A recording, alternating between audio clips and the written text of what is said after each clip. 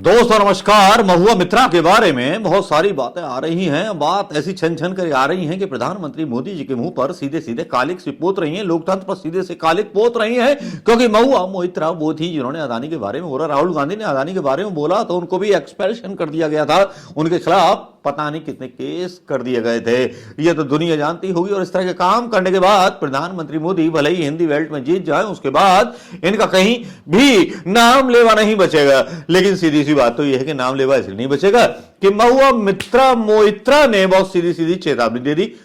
महुआ मोइत्रा की लोकसभा संसद सदस्यता छीन ली गई, यानी कि भारतीय जनता पार्टी ने वो काम किया, उन मतदाताओं का अपमान किया जिस क्षेत्र से लड़ करके महुआ मोइत्रा जीत करके आई थी, संसद सदस्य बनी थी। जानी ने उनका जो था लोकसभा संसद सदस्यता खारिज करवा दी लोकसभा में, यानी कि उस जनता का अपमान करवा दिया जिसने महुआ मोइत्रा जैसी इतनी प्यारी सी बच्ची का, बनी 49 साल की होगी, प्यारी सी बच्ची थोड़ी है हो गई है तो फिर ले ली। अब इसका असर तो बंगाल में पड़ेगा। देखिए, जैसे महुआ मोइत्रा की संसद सदस्यता इन लोगों ने ली, अपने पैरों में कुल्हाड़ी मार ली। भाई, प्रधानमंत्री मोदी जी अदानी के सामने ना तो देखते हैं कुछ, ना पूछते हैं कुछ, ना कुछ करते हैं, बस धृतराष्ट्र बन जाते हैं, आंखों पे पट्टी बांध लेते हैं। जहां भी अदानी का नाम आए, अदानी का नाम आए तो धृत राष्ट्र बन जाते हैं प्रधानमंत्री मोदी। मैं अदानी तुम्हारे लिए ना तो तुम्हारे गलत कामों को देखूंगा, शेयरों में की जा रही गड़बड़ों को भी नहीं देखूंगा। जो तुम्हारे खिलाफ बोलेगा पुत्र, मैं उसका गला घोट दूंगा, क्योंकि मुझे तुमसे मोह है। सत्ता तुम्हारे कारण मिली है, तुमने ही चैनलों को खरीदा है, तुमने ही वो सब किया मेरे लिए, तो मैं तुम्हारे लिए वो करूंगा बस जो मेरे काबू में हो, जो मैं कर सकता हूं। दरबार में अगर तुम्हारे खिलाफ सवाल पूछे गए तो दरबारियों को मैं दंड सुना दूंगा, और यदि आपकी नियत पर या आपके खिलाफ किसी जांच का आदेश हुआ तो मैं उसको रद्द कर दूंगा। बस अदानी, आप बेफिक्र रहें। दोस्तों, बस कुछ इसी तरह का हिसाब किताब भारतीय जनता पार्टी का चल रहा है। जो जनता के मतलब प्रिडिक्शन में जा रहा है वो इसी तरह का जा रहा है कि आंख बांध करके फैसले कर रहे हैं प्रधानमंत्री मोदी जी, गजब कर रहे हैं, रामा गजब कर रहे हैं। यही काम जो था प्रणब मुखर्जी ने किया था अंबानी के साथ, देश की अर्थव्यवस्था ले डूबा। अंबानी का छोटा भाई, अंबानी भी जियो का कर रहे थे, निवेश आना बंद हो गया ना 2013 में, जिस प्रणब दा को बता रहे थे। खैर, प्रणब दा पर भी स्टोरी में कर सकता था, लेकिन प्रणब दा की बेइज्जती करना मैंने इसलिए नहीं समझा, मैंने यार मर गए, छोड़ो यार इनको, इनके काले कारनामे तो इतने हैं कि बहुत बुरे हैं, लेकिन छोड़ो। लेकिन यहां धृत राष्ट्र की भूमिका में नजर आते हैं प्रधानमंत्री मोदी जी, और इधर कांग्रेस का आरोप आता है और इधर सुप्रिया श्रीनेत का एक बयान आता है, वो सुन लीजिए। मुझे लगता है सबसे बड़ा विरोधाभास इस बात का है कि एक व्यक्ति पर आपने कुछ आरोप लगाए, लांछन लगाए, हर व्यक्ति खड़ा होकर सदन में उस पर बोल रहा था, पर उनको बोलने का और सफाई देने का मौका नहीं दिया गया। मुझे लगता है कि ये न्यायोचित नहीं है। सबसे पहले तो अकॉर्डिंग टू द प्रोसीजर ये गलत है, पहली बात। दूसरी बात, कमेटी ने पहली लाइन में कहा कि ये गिल्टी है, इनको निष्कासित कर दो, और दूसरी लाइन में कह रही है कि इसकी और इंक्वायरी होनी चाहिए। तो जो आपने पहले ही किसी को गिल्टी मान लिया तो उसकी इंक्वायरी की क्या बात करें? तो ये बहुत सारे विरोधाभास है। असल में भारतीय जनता पार्टी की मूल समस्या ये है कि वो सशक्त महिलाओं से घबराते हैं, और अगर अडानी की कोई बात कर ले तो सदन में आपके लिए जगह नहीं है। असलियत यह है कि अडानी और मोदी के रिश्तों पर जो सवाल उठाएगा उसके खिलाफ हर तरह की मनमानी कार्रवाई की जाएगी। आपको लगता है कि सांसदों को इस मानने की भी कोशिश है कि जो सांसद बोलेगा उसे निष्कासित कर दिया जा सकता है, सस्पेंड कर दिया जा सकता है, इसलिए आप बोलिए मत। आप एक या दो लोगों को डरा सकते हैं, आप पूरे हिंदुस्तान को डरा लीजिएगा। सारा हिंदुस्तान आज बात कर रहा है कि मोदी और अडानी का क्या रिश्ता है। बच्चा बच्चा पूछ रहा है अडानी से आपका क्या संबंध है, बच्चा बच्चा पूछ रहा है आप सिर्फ अडानी के लिए नीति क्यों बनाते हैं। किस किस को चुप कराइएगा। असलियत यह है कि जो लांछन है वो आप पर चिपक चुका है। सब लोग जानते हैं कि अडानी की बेहतरी के लिए, उनकी बढ़ोतरी के लिए, उनके कारोबार के लिए प्रधानमंत्री मोदी 18-18 घंटे काम करते हैं। सुप्रिया के बाद ममता बनर्जी का बयान आता है, वो खड़ी उखड़ी नजर आती हैं। ये भी मैंने ऑलरेडी बोल दिया ना, this is vendetta politics of BJP. I have already mentioned. They kill the democracy. They ditch the people. Within half an hour, every political party has been discussed. 2-3 minutes, 2-3 minutes, 2-3 minutes. And now they have taken a decision. And you left 495 pages. And you didn't allow even the victims to take her own stand for her self-defense. This is unfortunate. This is really unfortunate. It cannot be acceptable. It is unacceptable. It is injustice. It is irreparable. Ramesh Biduri stands up in parliament and says to Danish Ali, he's one of 26 Muslim MPs, only one of 26. In a country of 200 million Muslims, the BJP has 303 MPs and has not sent one Muslim to parliament. Ramesh Biduri stood up and told Danish Ali, ye bhadwa, ye katwa, no action has been taken. Nothing has been taken.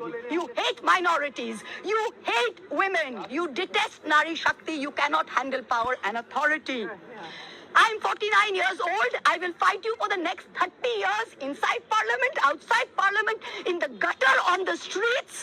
আদিম হিংস্র মানবিকতার যদি আমি কেউ হই, স্বজন হারানো শ্মশানে তোদের চিতা আমি তুলবই. We will see the end of you. Evidence of any cash, of any gifts, anywhere.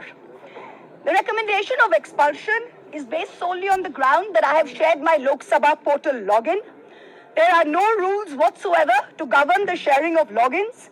As the hearing of the Ethics Committee demonstrates, all of us MPs are conveyor belts to get questions from the public, from citizens, and to voice that in Parliament. What is important is that if this Modi government thought that by shutting me up, they are going to do away with the Adani issue, let me tell you this, that this kangaroo court has only shown to all of India that the haste and the abuse of due process you have used demonstrates how important Mr. Adani is to you and to what length you will go to harass a single woman MP into shutting her into submission. Tomorrow the CBI will be sent to my house. I'm sure they will harass me for the next 6 months. But I would like to ask, what about the 13,000 crore coal scam of Mr. Adani that the CBI and the ED have not found place to look at? You tell me I have compromised national security with a login portal? Mr. Adani is buying all our ports, all our airports, and his shareholders are foreign professional investors, and the Ministry of Home Affairs is giving them clearance to buy all our infrastructure. Ramesh Biduri stands up in parliament and says to Danish Ali, he's one of 26 Muslim MPs, only one of 26. In a country of 200 million Muslims, the BJP has 303 MPs and has not sent one Muslim to parliament. Ramesh Biduri stood up and told Danish Ali, ye bhadwa, ye katwa, no action has been taken. Nothing has been taken. You hate minorities. You hate women. You detest Nari Shakti. You cannot handle power and authority. I'm 49 years old. I will fight you for the next 30 years inside parliament, outside parliament, in the gutter, on the streets.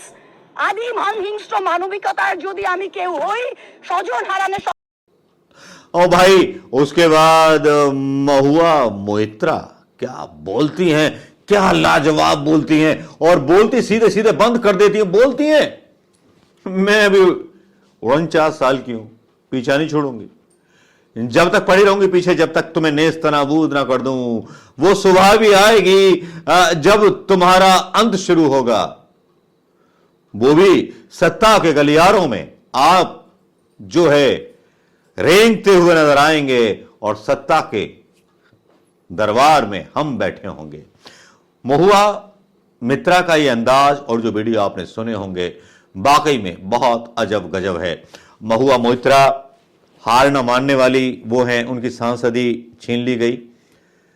लेकिन सवाल ये उठता है कि अगर महुआ मोइत्रा की सांसदी छीनी गई तो अखिलेश यादव बोलते हैं कि जिन आधारों पर विपक्ष के सांसदों की सदस्यता ली जा रही है, अगर वो आधार सत्ता पक्ष पर लागू हो जाए तो शायद 1-2 सांसद ही भारतीय जनता पार्टी के सदन में बचेंगे. उसके बाद बहुत सीधी सी बात आती है, और सीधी सी बात क्या, गधे की लात आती है कि भारतीय जनता पार्टी के कुछ फैसले उसके ऊपर ही सवाल उठाने लगते हैं. एक पहलवान खिलाड़ियों का सांसद, एक प्रज्ञा और एक रमेश बिधूड़ी, जिन्होंने उल्टा सीधा बोला था। महुआ मोइत्रा ने संसद में सच ही तो कहा था। सतपाल मलिक का यह बयान आता है, जो भारतीय जनता पार्टी के ही होते हैं। सतपाल मलिक बोलते हैं, महुआ मोइत्रा ने संसद में सच ही तो कहा था। इसमें संसद सदस्यता रद्द करने वाली क्या बात थी? इससे प्रतीत होता है कि देश में तानाशाही से चलाया जा रहा है।